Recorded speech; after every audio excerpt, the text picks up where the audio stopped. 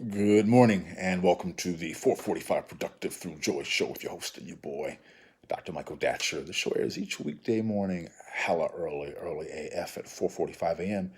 here on YouTube's Michael Datcher channel, then 4:45 p.m. on Facebook Live. Today, guys, we're talking about greatness, how having an intention for greatness, a mindset for greatness, and being willing to do the work to manifest greatness will lead to an absolute heightened level of productivity and greatness along the way. So thanks for being with me this morning. If you are new, you can go to productivethroughjoy.com to see about us. We speak to group schools and organizations about being productive through joy. We have a series of really powerful offerings, workshops, lectures, presentations, webinars. You can go to, again, productivethroughjoy.com. Holla, and we will holler back. Again, if you are new, allow me to say a few words about myself. This is your host and your boy, Dr. Michael Datcher, author of the New York Times bestseller Raising Fences, author of the acclaimed historical novel Americus, author of the recently Pulitzer Prize nominated Animating Black and Brown Liberation, a Theory of American Literatures. I am the board president of the World Stage, a great nonprofit arts and education institute here in South Los Angeles. My educational background is UC Berkeley as an undergrad, my master's from UCLA, and my PhD in English Lit from the University of California at Berkeley. Guys, I'm an expert at being productive, right? I don't say that to brag or boast. I say it because people are almost surprised to hear that level of productivity when they hear the background, the deep background of my story. I'm the product of a young girl who was assaulted at age 16, gave birth to me at age 17, and as a result of that assault, and then subsequently gave me up for adoption to a single divorcee. So at the time, no biological father, no adopted father. Listen, difficult times for the young MD, yet as cool Moby famously said, "How you like me now?"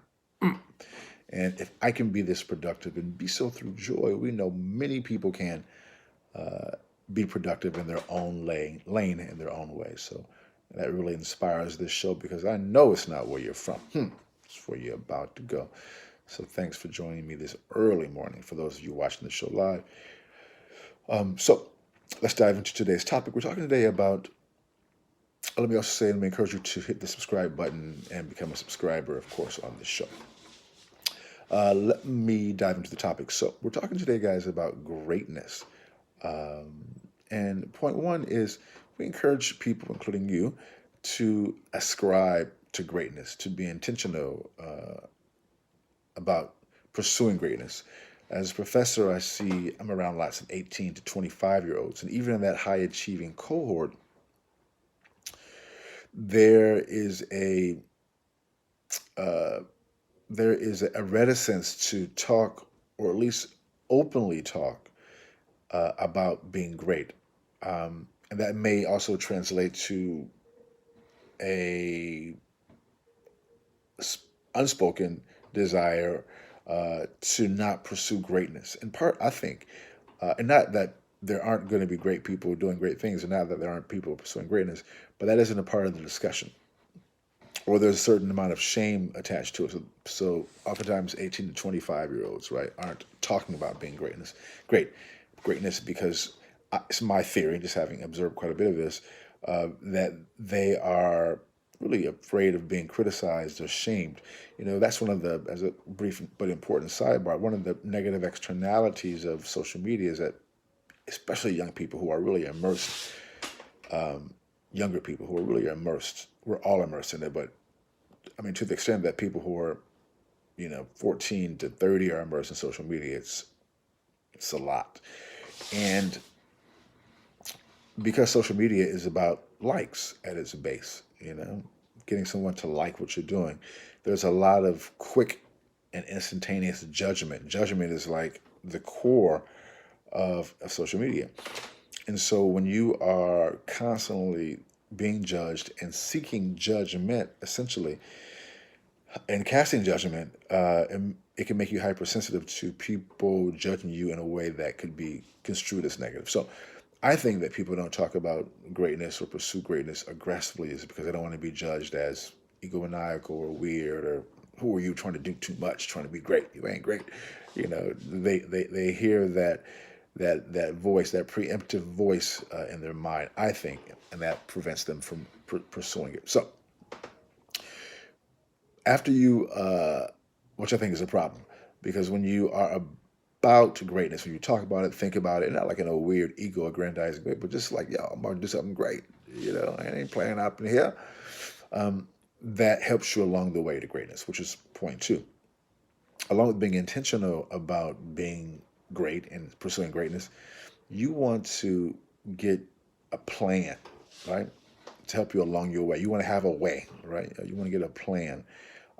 And we encourage people to start the plan with just a daily, what I call a spiritual practice. Others call it an energetic practice, but rituals, hopefully in the morning, because most of us, life starts in the morning, to prepare ourselves for the day, to put on the full armor, as they say in the old black church, to get prepared. If you know this show, you know that I get up early and do a series of spiritual practices, meditate, pray, run, write, other things. I'm not saying you have to do it my way, although you're certainly happy to join me. I'd be happy to have you join me early in the morning. What's most important is that you do something and do it every day in what we call a ritualized way, because a ritual works. Even a cursory glance at so-called world religions or major world religions, ritual plays a significant role because ritual works, and that's also true for what people would call not major world religions.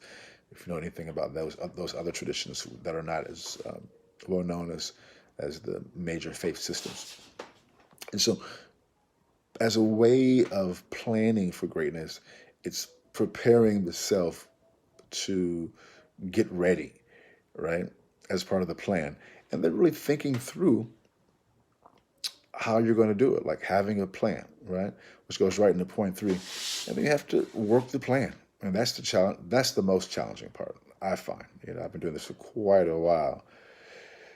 And working the plan, keeping it fresh, because oftentimes those who are pursuing greatness, I'm pursuing greatness. I don't make any bones about it. I want to be the greatest writer of my generation. I don't say that too often, though. I don't want to entreat too many haters, but I ain't playing up in here, right? So, and I have other goals, of course, and aspirations as well, but that's among them, right? I want to be the greatest writer. I will be the greatest writer of my generation. That's my complete attitude.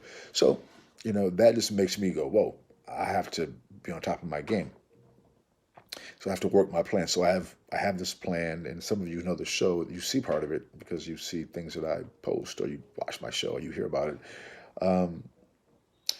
The challenge is to be consistent, to do it, and to keep it fresh. Because, for those of us who are dreaming big, as someone once said, leaders, or I'll replace that word for today, those seeking greatness do what other people are not willing to do.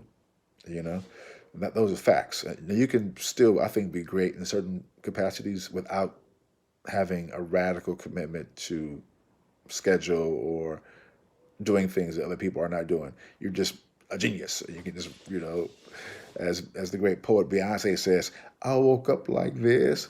Well, that's not my story, and that's probably not the story of most people. But I do know some absolute geniuses who basically, they just like, I don't know how you do it, but it's not easy, but they just have a genius capacity that I don't have in that way anyway. So I got to have a plan and work the plan. And it's being consistent and doing it. And as part of that consistency, it's working the plan with the spirit of like joy and excitement, ardor. Because at times when you are going big, and it takes, for many of us, it takes a lot of work, it can get, you get in the doldrums, you get kind of like, oh, you get exhausted, or you get like, oh, I'm tired of this. I felt that a gazillion times during COVID-19, that's for sure. Just trying to be great in COVID, good luck. But as we continue to pursue it with that passion, we manifest greatness. Boom, it goes to dynamite. That's all we have for today's show, guys. We'll see you this afternoon at 4:45 p.m. Until then, let's talk about it and be about it. Deuces.